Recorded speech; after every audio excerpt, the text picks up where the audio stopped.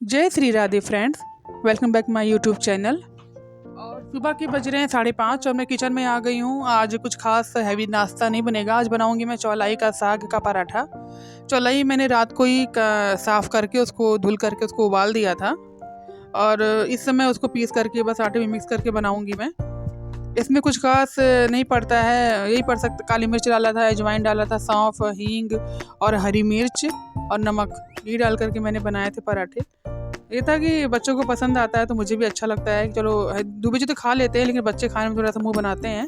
लेकिन दो पराठे मेरे दोनों बच्चे किसी भी बना लीजिए आप खा लेंगे, चाहे बथुए के हों, चाहे पराठे पालक के हों, चाहे किसी भी चीज़ के आप बनाओ, लेकिन बस टेस्ट अच्छा होना चाहिए। और ये आप लोग सोच रहे हो क्या ये है अजवाइन और सौंफ, मैंने धुल करके छन्नी में तब डाला है क्योंकि पता नहीं कितने हाथ से छुई जाती है ये। और अभी इसमें नमक डालूंगी, नमक डालने के बाद उसको सानूंगी। इसमें भी मैंने पानी नहीं ऐड किया था, इसमें भी चौलाई के साग का जो पानी था उससे ही सन गया था, इसमें भी पानी ऐड नहीं करना पड़ा था मुझे क्योंकि इसमें भी काफ़ी पानी था चौलाई में भी। तो नमक ऐड कर दिया है, इसको अब सानूंगी। ये है कि फटाफट बन जाते हैं। अब कल मतलब आज का जो मैं बता रही हूँ, ये चाय रखी है मैंने, एक तरफ दूध रखा है, सॉरी फ्रेंड, दूध रखा है उबलने के लिए। और दूध उबाल के गिरे ना, मैं बहुत अलर्ट रहती हूँ वैसे, मेरे हाथ से ये चीज़ दूध कभी नुकसान नहीं होता था क्योंकि बहुत अलर्ट होकर दूध उबालती थी कि गिरने ना पाए, वेस्ट होना ठीक नहीं होता। और लेकिन आजकल मैं भ्रम है लोगों को दूध गिरता तो अच्छा होता है, तो वही है, अच्छा कुछ नहीं होता, अच्छे सोच से होता है। दूध से कुछ अच्छा नहीं होता, दूध गिरने से या कांच टूटने से कुछ नहीं अच्छा होता, अपनी सोच से अच्छा होता है सब कुछ, अपने कर्म से अच्छा होता है। और ये पराठे बनाने शुरू कर दिए मैंने और लगाती जा रही हूँ इसमें हल्का हल्का रिफाइंड।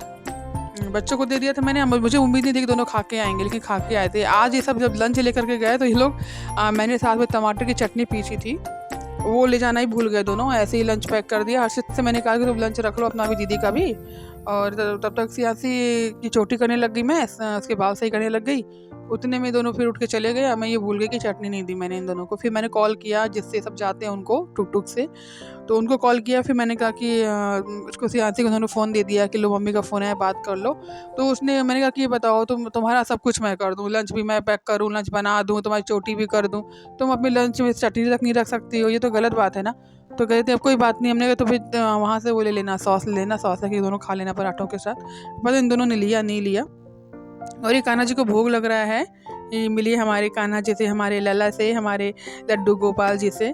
और आम है और चौलाई के साग के पराठे हैं और चटनी है। देखिए लंच में मैंने पैक कर रखा है इन दोनों को, देखिए पराठे रख दिए मैंने।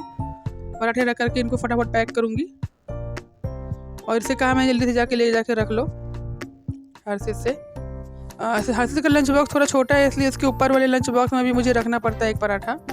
और सियांसी का सही है, इसलिए उसके में तो उतने में ये सब आ जाते हैं, जितना चाहिए उसको उतना आ सकता है। 6-7 पराठे उसमें आ सकते हैं सियांसी के लंच बॉक्स में, लेकिन मैं उतना देती नहीं हूँ, अभी इतना नहीं खाती है उसका। वो तो 2 ही कहती है, 2-3 ही कहती है, लेकिन मैं थोड़ा एक्स्ट्रा इसलिए देती हूँ क्योंकि बच्चे क्लास में इसके और हैं, तो उन सबको मेरे हाथ के पराठे, मेरे हाथ का खाना बहुत पसंद है।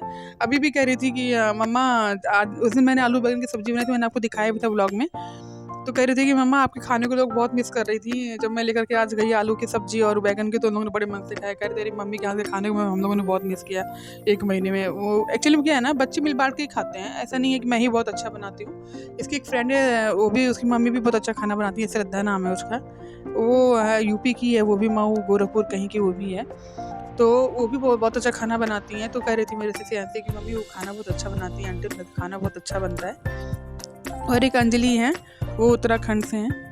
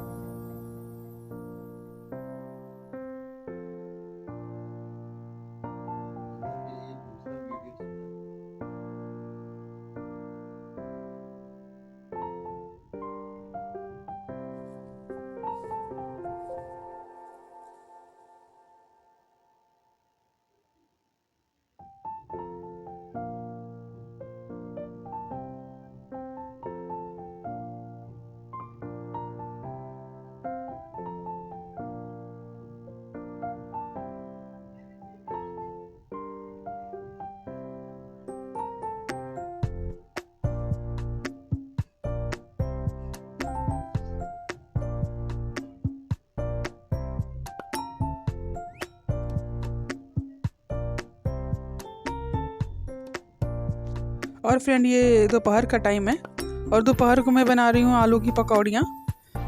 एक्चुअली बच्चों के लिए नहीं, बच्चों के लिए तो आटा बचा हुआ था, चौलाई के साग का जो आटा मैंने साना था पराठे का वो बचा हुआ था। लेकिन कान्हा जी के लिए पहले बच्चों ने कहा कि मैगी बना लेते हैं, फिर कहा ब्रेड बना कर, नहीं नहीं नहीं वो कैसे खाएंगे, उनको भी तो भूख लगी होगी। तो फिर मैंने पकौड़ियाँ बनाई थी फटाफट उनके लिए। तो वो पकौड़ियाँ तल रही हूँ मैं और आप लोगों से बात भी करते जा रही हूँ, वॉइस ओवर कर रही हूँ।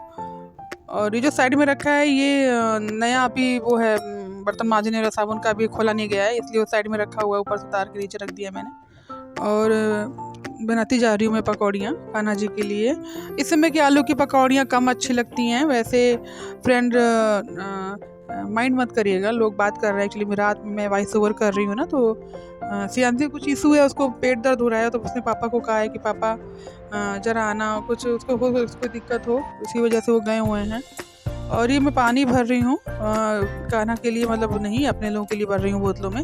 और ये हमारे लड्डू गोपाल जी हैं, ये देखिए इतने प्यारे लगते हैं ना। आपके साथ अगर आप बैठेंगे तो आपको लगेगा आपके बगल में कोई बच्चा बैठा है, आपको एहसास नहीं होने देंगे कि आप अकेले हैं। चाहे आप किसी भी रूम में बैठिए, आपको लगेगा हरदम हर पल आपके साथ बैठे रहते, लगता है बच्चा बैठा है हमारे साथ, एक हमारा परिवार बैठा है। तो ये हमारे परिवार की मुखिया हैं हमारे कान्हा जी।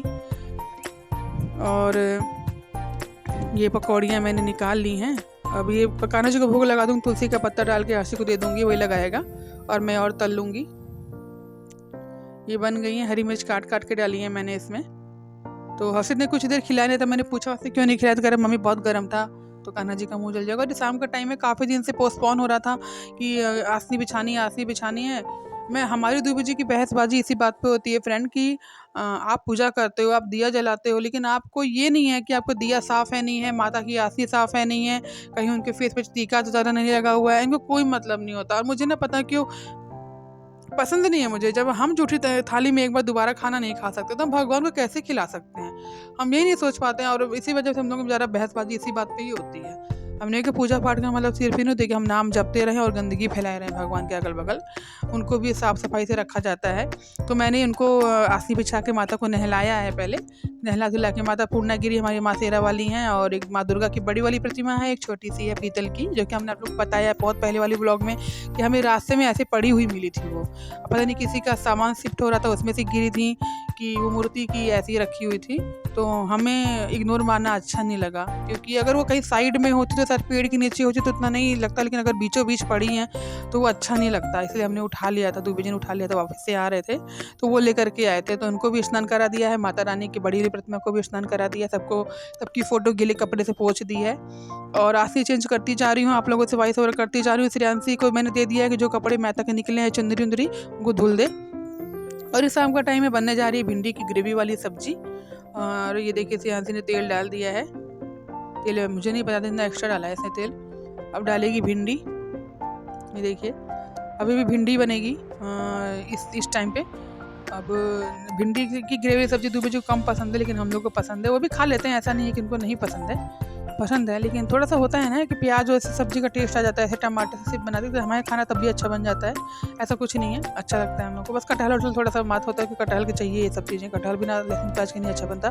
क्योंकि मेरे जो सिस्टर इन लॉ हैं उनके यहाँ लहसुन प्याज नहीं खाते हैं घर पे, मतलब उनके ससुराल में नहीं खाते, शुरू से ही नहीं खाते हैं, जब उनकी शादी तभी इसके पहले से नहीं खाते हैं वो लोग।